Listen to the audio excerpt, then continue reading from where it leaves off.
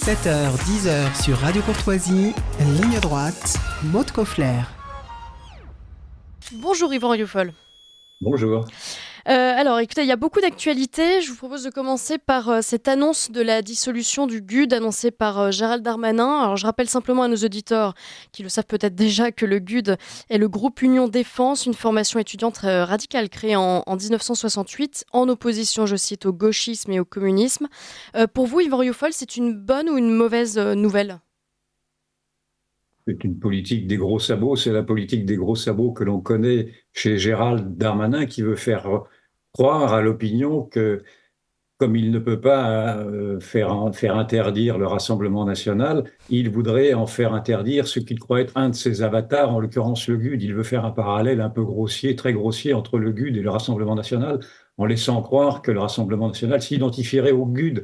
Donc c'est gros comme une maison, ça ne marche pas. Et il y a toujours une asymétrie dans les coups portés par Gérald Darmanin, qui naturellement oublie très généralement de regarder ce qui se passe à sa gauche pour ne voir que ce qui se passe à sa droite. C'est d'autant plus choquant dans le fond. Le GUD, je n'ai aucune sympathie pour le GUD, est-ce qu'il a besoin de le dire?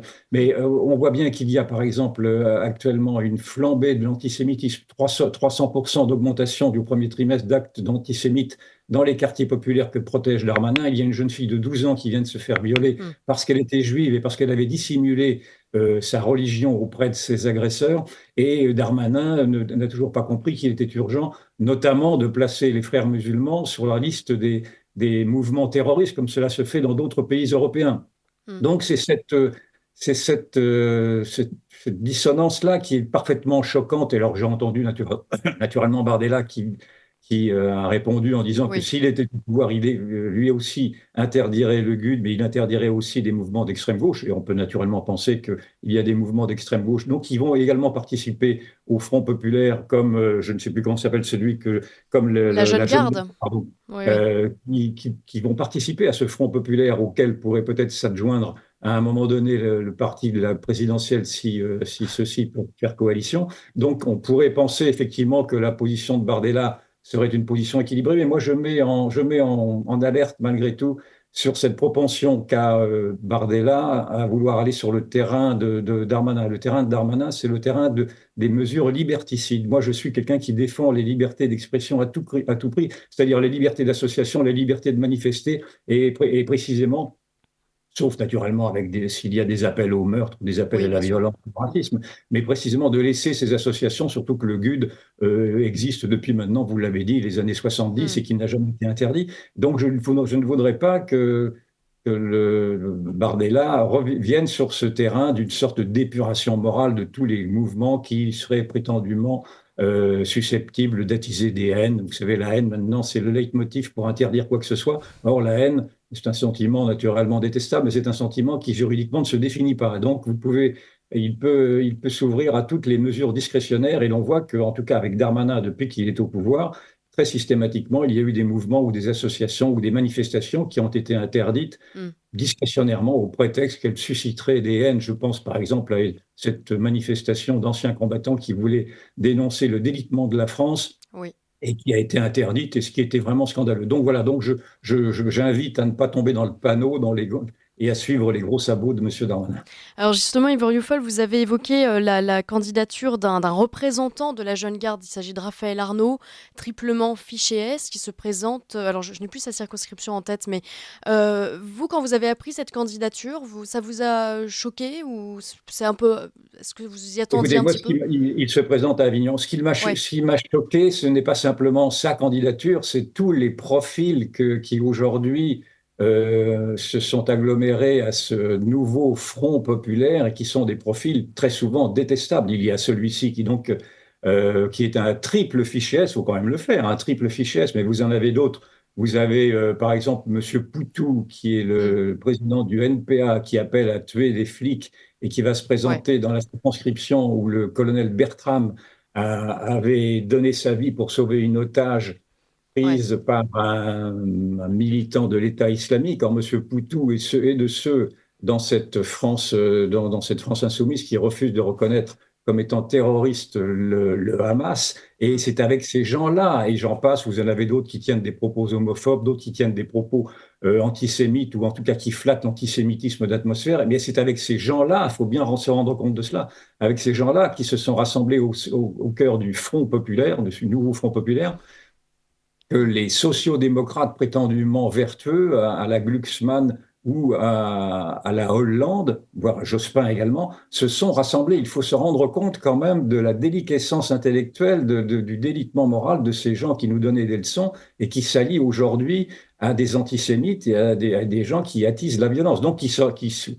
s'allient dans le fond, si l'on en reprend la définition du fascisme qui est de reprendre par la violence et par le racisme le pouvoir, qui tombent dans un travers fasciste ou fascistoïde. Donc je suis horrifié, très franchement horrifié, d'autant plus horrifié que la perspective qu'il y ait d'un rassemblement national qui n'arrive pas à avoir sa majorité absolue et que donc le gouvernement est à s'allier avec cette France-là dans une coalition avec Renaissance, avec le parti du président de la République. En fait, les sociologies sont un peu les mêmes d'ailleurs. Vous savez, ce serait à Paris, il n'y a plus que maintenant Renaissance et la France insoumise. Et donc, on pourrait très bien penser que la revanche des grandes agglomérations puisse faire contre la France périphérique, contre la France rurale, puisse faire advenir au gouvernement cette coalition de la honte qui serait associée à Macron. Vraiment, ce serait bien joué de la part de Macron. Ouais. Alors Jordan Bardella, vous l'avez dit, s'est positionné en faveur de la dissolution du GUD et des mouvements d'extrême gauche, des groupuscules d'extrême gauche. Bardella, toujours un petit peu dans l'ambiguïté, a annoncé qu'il n'accepterait pas le poste de Premier ministre s'il n'avait pas la majorité absolue. Il est revenu sur d'autres points de son programme, la suppression de la TVA sur les produits de première nécessité, renvoyée à 2027, l'abrogation de la réforme des retraites. Pourquoi toutes ces annonces soudain, Yvan Rioufol? C'est-à-dire qu'il faut bien comprendre une chose, c'est que d'abord, Bardella a raison de demander la majorité absolue, c'est-à-dire qu'il est 289 députés. S'il n'a pas la majorité absolue, déjà qu'il serait sous la tutelle d'un président de la République qui ne partage aucune de ses convictions de la société. Le président de la République veut une société ouverte, lui, Bardella, veut une société protégée. Et donc, s'il n'arrive pas à avoir cette majorité-là, il est obligé, ou même s'il l'avait, il est obligé d'en rabattre avec tous les grands idéaux, car la révolution qui s'annonce, la révolution qui est en cours, c'est une révolution du réel. Je répète souvent ce mot-là, mais nous vivons un coup d'État permanent des réalités, or, qui oblige maintenant un homme politique à balayer toutes les idéologies et toutes les idées de prêt-à-penser pour devenir plus pragmatique. Et naturellement, Bardella aurait à gérer la gestion calamiteuse du Mozart de la finance et de son Premier ministre qui dit avoir également sauvé l'économie française et qui a mis la France dans un état de délitement économique épouvantable. Plus de 3 000 milliards de dettes, des taux d'intérêt qui flambent et donc avec une crise économique épouvantable qui se profile. Et ce serait à Bardella d'avoir à gérer, dans ce piège tendu par Emmanuel Macron, d'avoir à gérer les turpitudes du président de la République. Donc, Bardella le sait bien, et Bardella le sait d'autant mieux que on l'attend au tournant. Donc, il est obligé, bien sûr, de faire preuve d'un hyper-réalisme dans ses décisions et d'une très grande prudence afin de ne pas effrayer tous ceux qui commencent à le rejoindre dans les classes bourgeoises, chez les retraités, etc. Donc, il est obligé, effectivement, d'en rabattre. Et ses adversaires ont beau jeu de dire que le Rassemblement national est en train d'édulcorer ses mesures. Et c'est vrai, il édulcore ses mesures, beaucoup de ses mesures, mais il le fait, me semble-t-il, par réalisme. Et je pense que l'opinion a compris à quel point aujourd'hui la France était dans un état dramatique et qu'il est d'ailleurs un peu saugrenu que le président de la République se défile, comme il se le fait très souvent dans les difficultés, pour refiler le bébé, pardon de l'expression, pour refiler le bébé à Bardella afin naturellement de plomber encore davantage un Rassemblement national dont, bien sûr, la compétence est toujours remise en question par tous les experts qui ne disent rien de la compétence de Macron et de la manière dont il a géré la France. Ouais. Yvan Rioufol, vous parliez de la situation économique de la France. L'Union européenne recommande d'ouvrir une procédure pour déficit public excessif contre la France, entre autres. Ça veut dire quoi ?